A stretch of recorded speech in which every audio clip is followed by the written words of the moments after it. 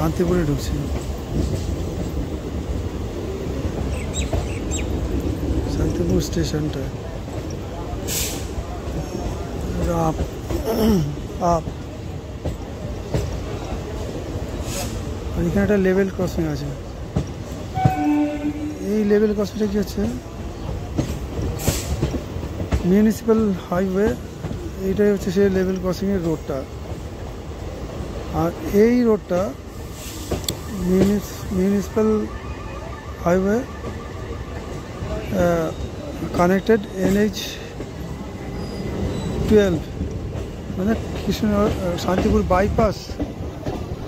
বাইপাসের connect করবে এই রোডটা। চলে গেল এই শান্তিপুর স্টেশন। এই যে লেভেল ক্রসিংটা আছে, municipal highway, Shantipur footbridge,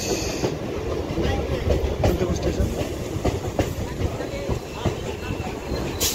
Shantipur.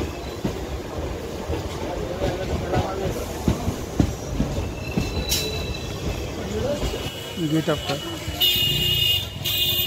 Shantipur station road. এটা টোটো বাস সব কিছু পাওয়া যায়। জাংশন একটা সুন্দর গেট আপটা শান্তিপুরে।